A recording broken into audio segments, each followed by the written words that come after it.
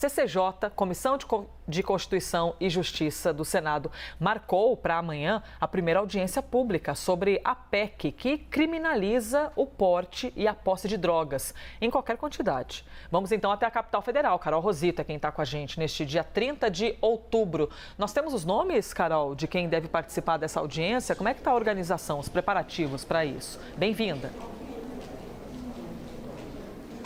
Oi, Elisa, bom dia para você, bom dia a todos. Olha, entre os convidados aí estão os nomes, por exemplo, dos ministros da Justiça, Flávio Dino, e também da Saúde, Nízia Trindade. Eles ainda não confirmaram a presença, mas já foram convidados oficialmente pela Comissão de Constituição e Justiça, que também convidou ali especialistas, representantes também da Associação Brasileira de Psiquiatria, ainda representantes da Promotoria de Justiça aqui do Distrito Federal, que é justamente para debater esse assunto. Essa vai ser a primeira das 3 audiências públicas que devem acontecer dentro da CCJ antes de colocar o texto em votação e levar diretamente para o plenário do Senado. Segundo a expectativa do relator da PEC, o senador Efraim Filho, o texto deve ser colocado em votação no plenário ainda em novembro. A gente lembra que esse assunto sobre a criminalização do porte e posse de drogas está acontecendo aqui no Senado desde setembro. Foi um texto apresentado pelo próprio presidente da Casa,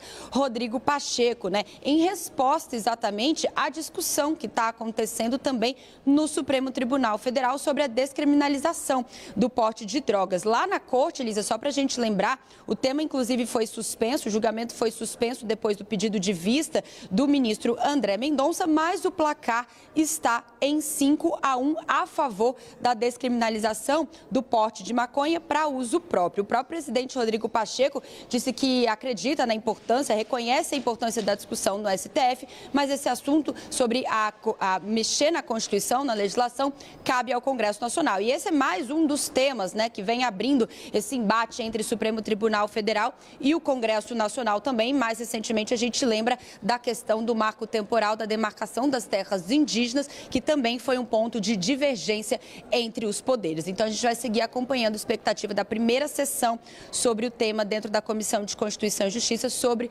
a criminalização do porte e posse de drogas. Eu volto com você. Carol Rosito, bora colocar aqui um pouquinho os pés no chão, contando com a ajuda de Leandro Rezende, para a gente conseguir interpretar, Qual que é o cenário brasileiro quando a gente fala sobre esse porte de drogas, Qual é o cenário carcerário brasileiro e o que já foi feito até aqui que a gente viu que, assim, não ajudou em nada? O Brasil adotou há muitos anos uma perspectiva de guerra às drogas, com o encarceramento em massa de usuários, de pessoas com pequenas quantidades de drogas, e isso não nos levou a lugar nenhum. Isso é um processo que começa lá nos Estados Unidos, anos 70, anos 80. O Brasil reproduz isso nos últimos 30 anos e a gente tem uma das populações carcerárias maiores do planeta, com um grande número de presos provisórios, um alto encarceramento da população, e não significa em nada que qualquer um de nós se sinta seguro para andar, seja numa grande cidade, seja numa média, numa pequena cidade. O Brasil não se tornou mais seguro com esse grande número de pessoas que estão presas, e muitas delas, a grande maioria, por conta de crimes ali de tráfico de drogas. Saiu uma pesquisa nesse ano feita pelo Instituto de Pesquisa Econômica Aplicada e pelo Ministério da Justiça, uma pesquisa que foi feita durante algum tempo, analisando 5.000 processos de tráfico de drogas no nosso país. Essa pesquisa, ela teve alguns apontamentos ali interessantes. Quem são as pessoas presas por tráfico de drogas no nosso país? Os jovens de baixa escolaridade, não brancos e que são presos com pequenas quantidades de drogas ilícitas. O que acontece muitas vezes com esses jovens? Eles vão presos, porque muitas vezes esses processos eles se baseiam no testemunho de um policial só, eles são presos e ficam por anos ali dentro do presídio por conta de uma pequena quantidade de droga, numa verdadeira faculdade do crime organizado. A gente já tem uma lei que é muito aberta, muito ampla, que produziu esse encarceramento em massa. E o que se está discutindo agora no Senado é uma forma de tornar essa lei ainda mais complicada. O julgamento no Supremo Tribunal Federal, pelo que dizem defensores públicos, especialistas, muitos políticos também, e o restante do mundo, uma parte do mundo, faz esse debate debate de drogas por um outro viés, naquele julgamento que está lá no Supremo Tribunal Federal, se tem uma oportunidade de começar a tentar reverter esse encarceramento em massa das pessoas e olhar para a questão da droga por um outro viés. Não se trata de estimular o consumo de droga, porque muitas vezes cai nessa esparrela das fake news e é por isso que esse julgamento demora tanto a sair no Supremo Tribunal Federal e acaba que contamina a discussão que o STF vai fazer também. O Senado vai fazer também. Por que eu citei o STF nesse ato falho, né? O Senado vai fazer essa discussão porque não gosta do fato do Supremo Tribunal Federal ter avançado numa discussão sobre a lei de drogas. E aí, diante desse cenário, está empreendendo esse debate. Mas um debate que, ao criminalizar todo e qualquer tipo de porte de drogas, a gente vai o quê?